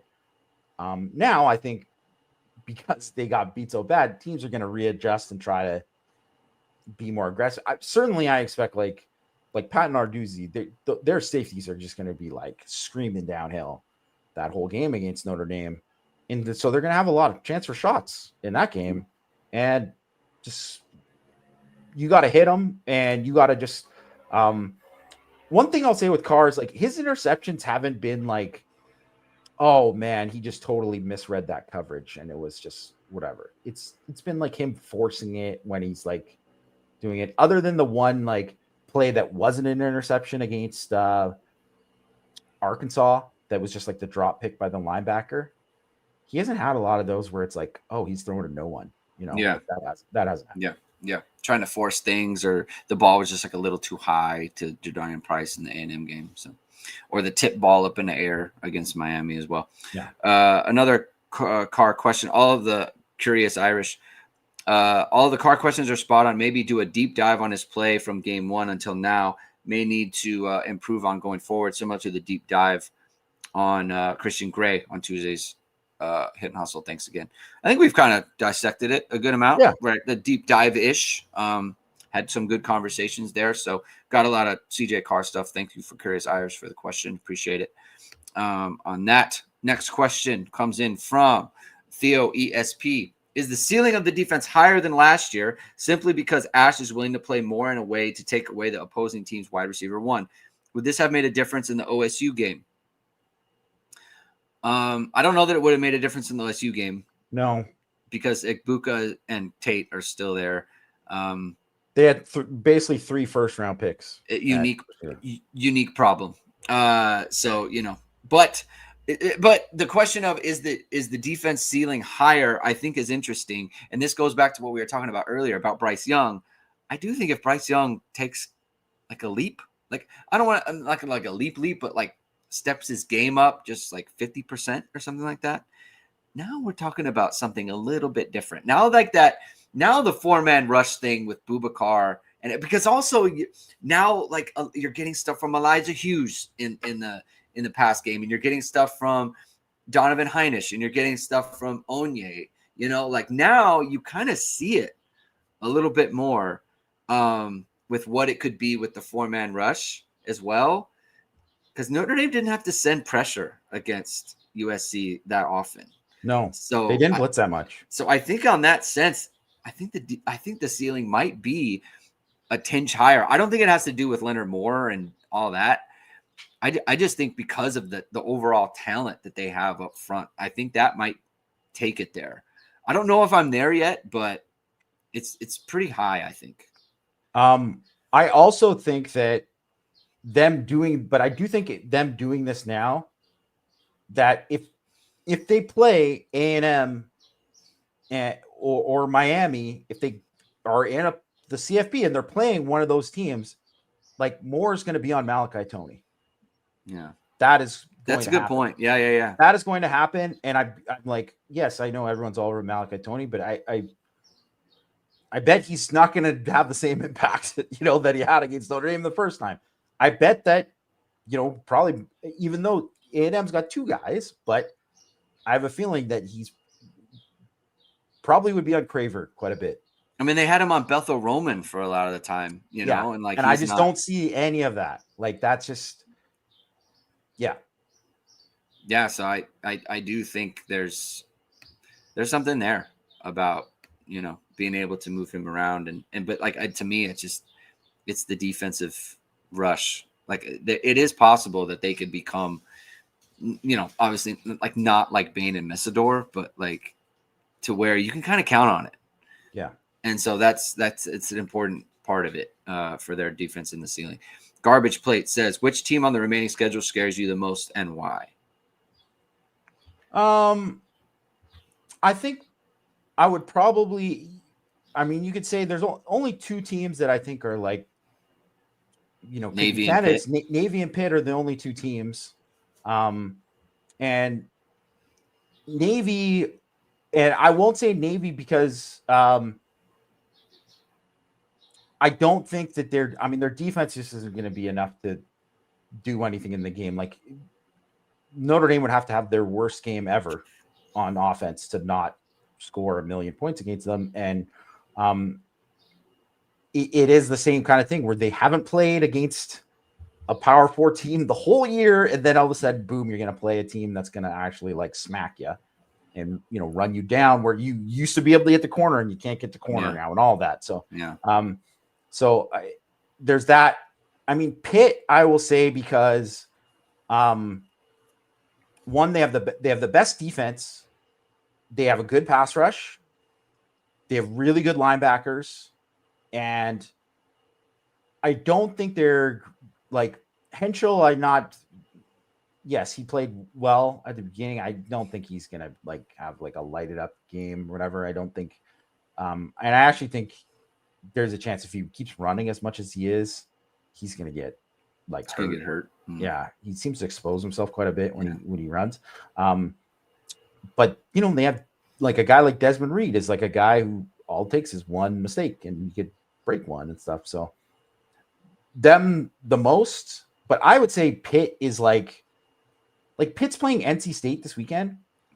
That's a game Pitt can lose. Mm-hmm. Like, they can very well lose that game. It's probably it'd definitely be a good thing if Pitt won that game for Notre Dame, but we'll see. Yeah. Pittsburgh in November, It's a road game too. Yeah, and it's like it's not turf, it's grass, right? So like if it's a little You bit never know wet, that what field it, could just be a if disaster. it's wet. CJ Carr just did not have a bad weather. A lot of it, right? Yeah, So yeah. Uh, W. Schramm says, "Have you ever done the J Love celebration during a game? And if not, what was your go-to celebration?" My father is the type of like hand the ball to the ref guy. If I ever did something like that, I would be not playing in the next game, and I am very confident in saying that. You ever score a touchdown, Jamie? yeah, multiple. I was a running Oh, back. high school, high school. You're Yeah, okay. Okay. yeah. What was your celebration? I was a big NWO guy in high school. So me and my buddy Barkley, shout out Bark. We would do the four life when yeah. Let's go. Yeah. Let's go. Oh, that's good stuff for Yeah. life. Um, there was one game, my playoff game my senior year. I only did it really one time, like a celebration. One time I didn't do a thing. But the playoff game, they threw me a fade ball, or like a kind of a goal line fade. I caught it in the corner. It was like one handed, so the corner Nice. had my hand pinned, and I caught it in like this, and I landed, and I landed, and I turned over, and I looked, here, and the student section was right there, and so I just did like a quick little shimmy thing with my shoulders.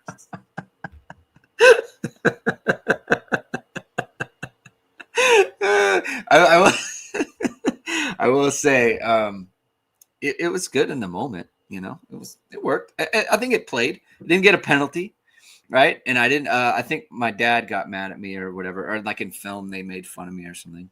But Hey, that's it. worth it. But it was definitely worth it, and we won the game, so that was nice. But yeah, I never did the dry hump of the end zone. That wasn't in my repertoire, unfortunately. Next question, Irish Nut. Is the car that has played the last 3 weeks the result of pressure that they have to win every game to get to the college football playoff?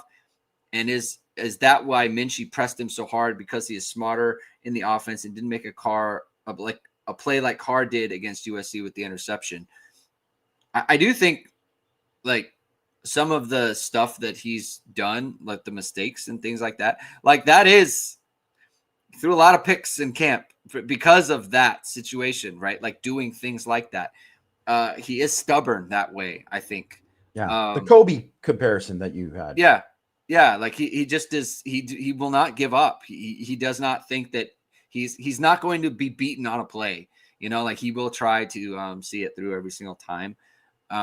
So yeah, that's why Minchie, for sure. That's why he was a contender. And I mean, also Minchie's played well too, but like I think these are the evidence of why you saw struggles in camp, where it's like just kind of doing crazy things with the ball a little bit. I don't know if it's pressures of the Yeah. playoffs or We don't what. know.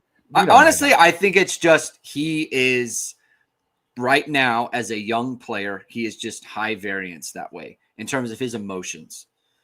And that's something he needs to learn to manage, obviously. Yeah. Right. And so, and he probably will, as all players do, they manage their emotions. And I think he needs to learn to do that, especially when the first couple throws are a little bit shaky. Like settle Yeah. yourself down and get out there and, and make the throws and make the decisions. It's probably easier to rein a guy in than it is to like get him up Yeah. at a level too, I right? mean, So look, this is what Marcus Freeman said, right? Like he absolutely said that when he picked CJ Carr. So Theo ESP says, we've heard coaches talk about conditioning the team so that they play their best ball in November to January. Could this be a reason for early season struggles when going up against teams without this mindset? Perhaps Miami and Texas A&M. If so, does that call for a change in how Notre Dame schedules games in weeks 0 to 3? I don't think so. I don't think that has anything to do with that. Like I think it wasn't because they weren't physically prepared in those games. They didn't lose either of those games because they weren't physically prepared. So I don't think it's that. And then I don't think too, like one of the things with the NIU last year, it's like it wasn't that they weren't physically prepared in that game. And what about, still September when they scored 66 on Purdue the next week? So it's like, I don't know, right? Like, or when they beat A&M the previous. I don't really think it's that. I think it's just kind of reading into too much of it, in my opinion. Yeah. I think if Chris Ash was to deal with a similar situation next year, he'd handle it a lot better. I think the defense would handle it a lot better. And obviously no one's unhappy with how the offense played in the first 2 weeks, that wasn't a problem. Aside from the tackles, but they played Bain and Messidor. You could make the case that they weren't prepared for what Bain and Messidor how good those guys were going to be and all that. Yeah, I think that is fair too. I don't know if that's a conditioning problem. Yeah, I don't think it's conditioning either. And I also think that they can't change how they schedule at the beginning of the season because they don't have that luxury because of being an independent. Yeah. And that's part of it. So it's just something that they have to kind of deal with. And they get a lot of benefits from being an independent, but that's one of the things that makes it harder is that they're never going to be able to do the Signetti and play 3 cupcakes in a row to start the season. That'll never happen. Yeah. And plus, they're at the whim of, the ACC being like, hey, you're opening with Miami. Yeah. Just is what it is. Seat Pampson says, Stenbrock and the offense have done a great job with variety in the run game, gap scheme, zone, etc. However, short yardage goal to go is still a disaster. What adjustments or tweaks would you install to solve the problems? P.S. Jamie, there's still plenty of room on the Blue Jackets Cup bandwagon. Well, I have Kirill Marchenko in a dynasty hockey league, so there you go. Seat Pampson. I'm supporting one of your CBJ guys. I think, they have done a great job. Keep an eye out. I'm going to have a thing tomorrow out on the run game, kind of like the little tweaks and stuff that they did for the USC game, a film piece that's going to be up there. Short yardage goal line, I would say this, they didn't have a lot of those in this game. I think they kept it simple and it worked in this game. And obviously USC has sucked at short yardage, so it's like whatever. But if it didn't work against USC, then that would have been 5 alarm fire, red alert. It would have been really concerning.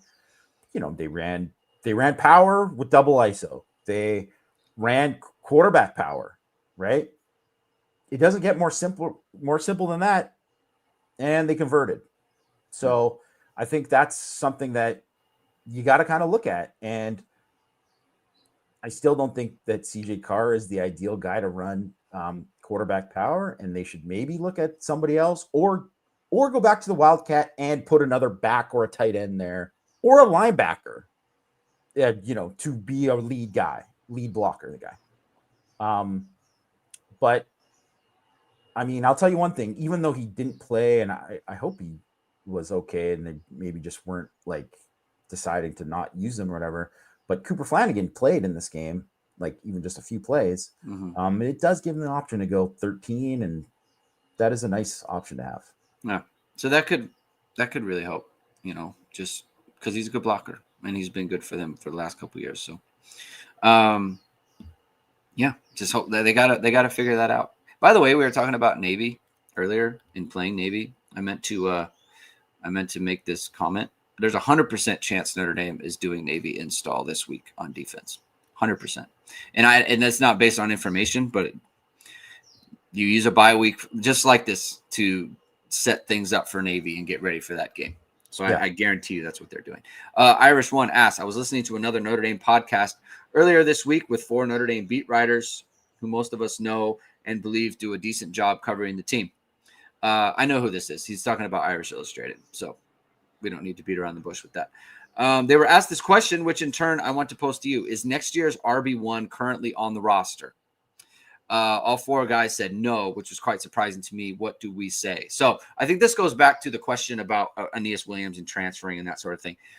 If he thinks he's in the top 2 for running backs, then he absolutely should stay because look at the work that you get as a top 2 running back on Notre Dame's roster. And like, I think, and this goes to the question of like, do you think Notre Dame will bring in a portal running back? Because I don't know that there's a lot of, assuming Price leaves with Love, I don't know that there's another position in college football as attractive as RB1 for Notre Dame right now, given all of everything, right? The way they run their offense, the quarterback, the offensive line, and just like the opportunities that you'll get. So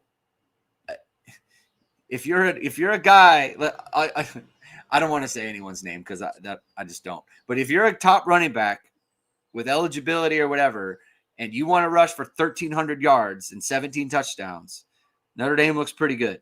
So that being said, do you think Notre Dame will look into the portal next year at running back? I mean, I think if Aeneas Williams, if let's say he's leaving for sure, then 100%, I think. Do you think even if let's say without knowing any information on Aeneas Williams or anything? Then I would say like it's maybe, because I do think Nolan James could very well be the RB1 for Notre Dame next year. He would be my prediction for RB1 as of today, and do I think that they could take a guy in the portal that could be like, a potential RB1? Yeah, for sure. Like I think so, but also too, I don't think it'll be another grad transfer. So it'll be a guy who's like a 1-year guy, because look at the way they're recruiting running backs. They don't want to add a guy who's for sure. It would be a 1-year thing. Yeah, it would be a 1-year thing. I have no idea actually who specifically that would be at this moment. Right. So, I mean, yeah, it is an attractive thing for somebody to bring somebody in, and it is a thing that you would think, just like how Notre Dame got their quarterbacks. They basically every year got the quarterback that they wanted in the portal. It could happen, but I just don't know. Right now, I would lean towards like Nolan James, and that's just my opinion. But they like him. They like him a lot. They like him a lot. And I also, the other thing is that like Nolan James he's gonna want to be RB1. That's just what it is. So he's gonna want to be RB1. So if you're bringing in another guy, you're automatically making other people unhappy and all that too. So not to say that they won't do it, or that they couldn't do it, but I don't think it's a slam dunk. Yeah. I think, really what matters is like, are you RB2? Because like, is Nolan James not going to be happy with like the Jadarian Price? No, he'll be happy with that. You know what I mean? So like, trying to compete for it. Like, are you like, yeah, for sure. But like, are you RB2? And if yes, then you're good. If you're not, then you're not good, as you can see, right? So, and my question is like, can you win a national title with Williams and James as your running backs? Do you think that? I think you can. You think probably. So? If you think so, then you don't need to go in. I don't think so. So I think you should. I think they should go in. I do. I think it's a 1-year thing. I don't want to be like, dismissive of Aeneas Williams, because I think he's a good football player. But I also think if like Ge Wang's healthy, I think it's more likely that if it was 2 guys in the roster, it'd be him and. Yeah, I'm not. That's just my thoughts for sure. I don't want. And I think those would be, and to me, I think Nolan James and Ge Wang. I think you probably could. That's It's if he's healthy and everything is all Ge Wang just got hurt. It's like so hard to say. And here's the thing. It's not a question of Aeneas Williams' ability to me. Like, he can get carries, obviously, right? Like, he was good for Notre Dame last year. He played for a national title, right? So he was good. Yeah, he's good. He can help the team win. It's just like, we know, okay, it's kind of hard because it's like you watch Love and Price and you think, I want that, right? Like I want that all the time. Yeah. And so who kind of knows, I just know that Notre Dame is playing two, and I feel like, man, I want that guy who is at least Jadarian Price, And look, in best case scenario is you pay Jadarian Price as much as possible, as much as it takes to bring him back. Because then it's like you don't have this problem at all. Okay, so like whatever. This is not based on anything. I'm just throwing out a name of a guy, right? Okay. It's not a thing, but like Robert Henry, who's UTEP, who I watched quite a bit because they played A&M to start the season. Yeah. And he's good. He's a very good player. Like he could start on a whole bunch of Power 4 teams. He's probably going to start for a Power 4 team next year. He's going to start for somebody if he doesn't go to the league, right? He's like a 3-year guy. I don't know what his status is in terms of graduating or whatever, right? But I think about that guy and I think, well, what would that guy look like in that offense? And it's tough, right? Because no one was talking about Ahmad Hardy before, and then all of a sudden you're like, well, Ahmad Hardy, right? So, same thing with Wayman Jordan. Yeah, he was a JC All-American and stuff too, but I don't think anyone was like, man, he's going to be like maybe the best back USC has had in his years. And USC's had pretty good backs. Yeah. So we're monitoring. I mean, it's a situation you got to keep an eye on. Ian Y77 going to ask this earlier, seemed like a bi-league question. Earlier in the year, the D-line was extremely vanilla, basically 4, sometimes 3, just bull rushing. That's noticeably changed since then, but was that a function of Ash having D-line guys play during his time at Ohio State who could routinely win one-on-one matchups like that? That Ohio State team had 3 draft picks on the D-line, including Joey Bosa. I know Ash had praised the talent Notre Dame has, but D-line recruiting has, of course, been an uphill battle at Notre Dame. Not sure what the actual ask is here. I'm just. I think he's talking about the stunts. Maybe I think he might be talking about the ET stunts and the TT stunts that have been going on. Notre Dame's employed those, and they've been really good at that in the pass rush.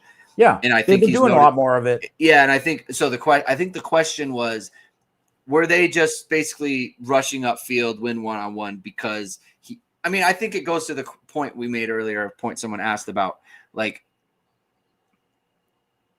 why was it just against Miami that way, and was it because of what they saw on camp? One thing I want to point out is that prior to the Louisville game, Carson Beck was the least pressured quarterback in all of college football. So people need to keep in mind too. Like he was just and his thing is just get rid of the ball. Yeah. Which didn't work out great against Louisville. And you know what? Probably shouldn't have worked out as great against Notre Dame. And I think there was a little bit of luck involved, obviously. Right. So, so there's that kind of thing. And I do think the Marcel Reed thing was like, they way overplayed it to be like, we got to keep him in the pocket and do this. It was like, yeah, you still got to rush the passer. You still got to do some things here because I think it kind of neutered like Boubacar and the edges of actually trying to win, and they were just trying to like keep him inside and they didn't have a good plan, which was, part of it. So I think part of it is like the pass rush plan. First of all, you just got to have a better pass rush plan anyways. You can't just have 3 guys just bull rushing, whatever. You can't just have guys just straight up rushing, period. Like that just doesn't work. Like Bosa could win like that, but it's not like everybody else on their line was winning like that too. I also think too, it's like everything's better now. Protection schemes are better. What they do to manage, like, how to get the ball out here is better. There's different answers for it that weren't there before. So it's just like a completely different time. And it's just like, it's like saying if you're going to like Charlie Weiss era Notre Dame. That offense is so different than what you could see today. It's just like it's like, and it is like 20 years ago, but it feels like 50 years ago. Yeah. When you look at it, Yeah. and it's just different. Yeah. So, again, it's just sometimes it's just got to get a feel for your team, and get a feel for what works and come up with a good plan and take advantage of the weapons that you have. And I think he's done that. And, just, yeah, I mean, part of the downside is he hadn't been a coordinator for a long time. But I think, in hindsight, Marcus Freeman had a good read on him. It just took him a little bit longer. Dallas Stomer, last question of the day, Jamie. Why hasn't Bryce Young had the breakout year many expected? What can he do to be a difference maker for the rest of the season? Well, one I want to point out too, because I saw this, like it was a ridiculous one, and sorry, Andy Sean, because he posted it on the thing, but like it was like basically like this guy sucks. Like it was like Bryce Young. Yeah. Essentially, he was like, this guy's been just the hugest disappointment, and oh my god, like he hasn't been that bad. Like, yes, he hasn't been a dominant guy at all. Like, no one's saying that, but like he he's playing way more than he did last year. He's clearly a better player than he was. Like he's clearly a much better player than he was as a freshman. Much better against the run and like setting the edge and all that kind of stuff. He had 17 total pressures last year. He's got 18 already this year. They're in 7 games compared to 16 games or whatever it was for him. Maybe he didn't play in the first game or whatever. He's second on the team in pressures. He's not been like so 14.4% win rate in just like standard pass rush is like Boubacar's 15.8. It's not that huge of a difference. Like it's a difference, but it's not that huge of a difference in terms of just actual pressure. He's not finishing. He also had a little bit of bad luck.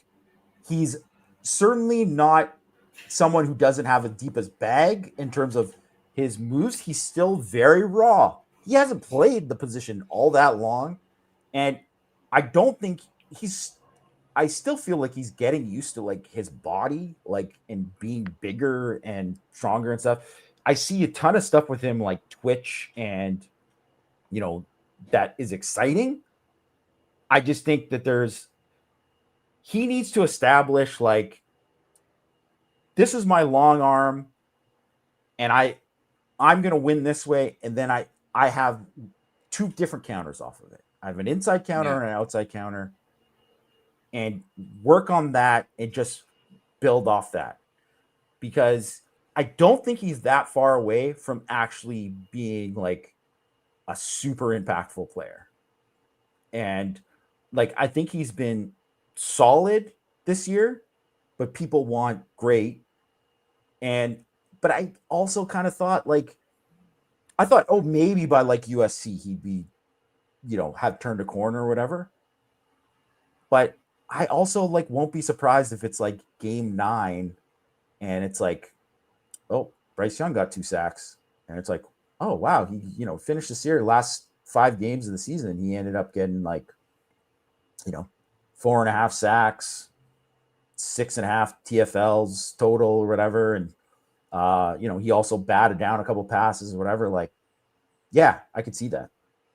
So to the extent that he is disappointing or whatever, like, I think I'll just say me, I'm not going to speak for you. Like, I need to take responsibility for people feeling that way, because there was a ton of hype from me about him. We make our projections or whatever in the offseason, put him in the top 5, top Notre Dame's best players, because you hear about like last year, right? With Jeremiah Love in camp, it was like, dude, this guy special, right?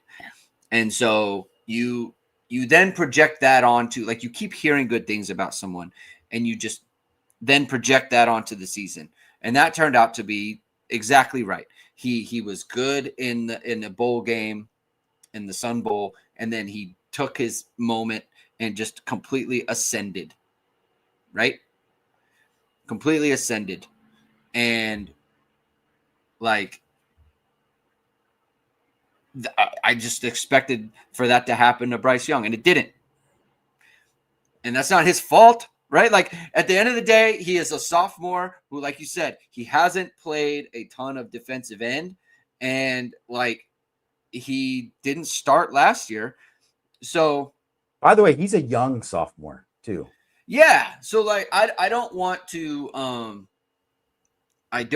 to like he's disappointing because of our own expectations that we placed on him.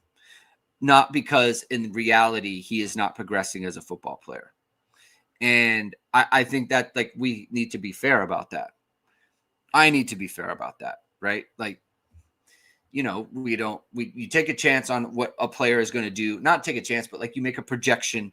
You think he's just going to blow up, and he didn't blow up, but he's still playing better than he did a year ago. He is progressing. I thought the USC game, he was very impactful, especially at the end, right? Where he's just completely harassing Mailbag, where he forces an incompletion on what could be a grounding call. And then he gets another one where he's called in the grasp, right? Like, and these are questions, or these are things that happen at the end of the game, right? So, I mean, that's where it is. Vamos Iris just said, did I get his question? Did I miss his question? He got it in late. So you want me to read it? Well, I'm looking. Let me go. Notre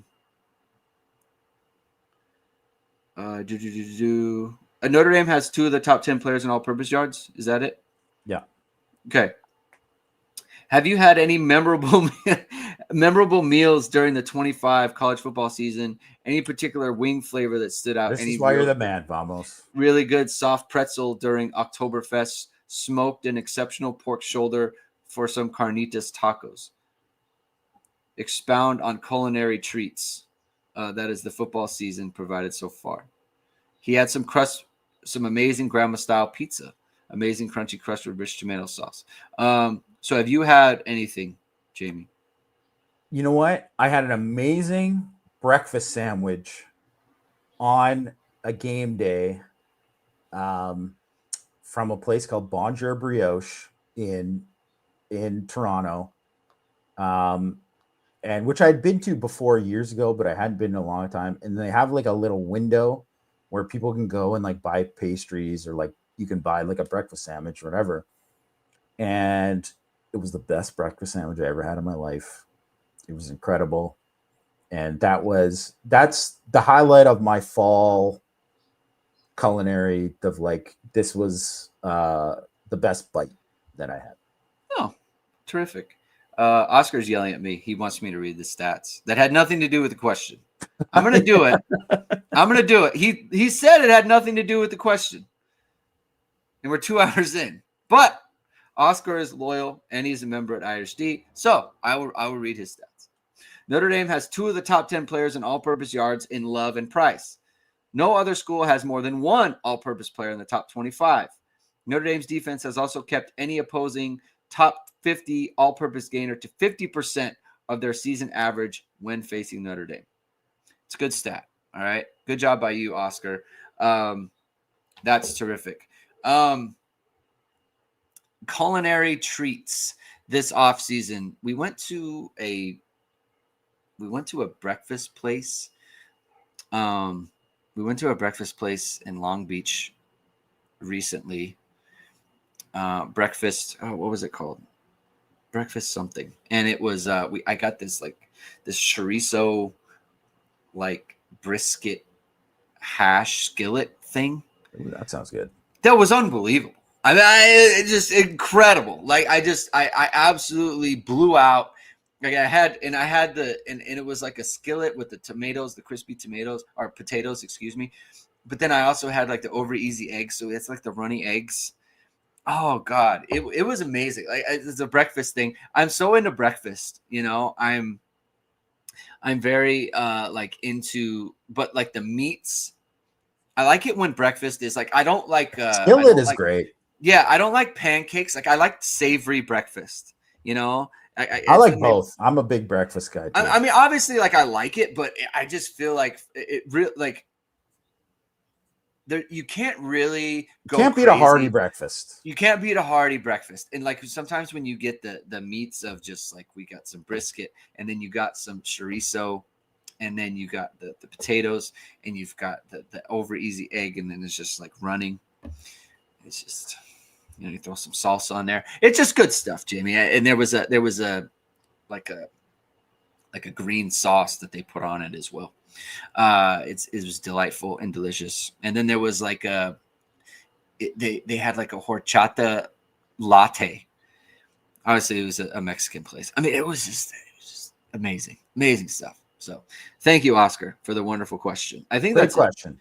Yeah, I think that's it. I think we're good on the other one. There was another question from. I do want to point it out, but we answered it. Rockney75 asked about short yardage. We did talk about short yardage, but thank you, Rockney, for the question as well. We're going to end it there. Thank you, everyone, for tuning in. 2 hours plus. Hit the like, hit subscribe, hit the notification bell. So it is. We are going live. We'll be back on Monday with Power Hour and Mike. Coming off the bye week, we'll get the Marcus Freeman press conference then. So it'll be 1 Eastern time on Power Hour on Monday. So we'll talk to you guys. Have a good weekend. Enjoy your burgers. Enjoy your cheeseburger weekend on the bye week. Enjoy football, and we'll talk to you later. Keep hitting and hustling.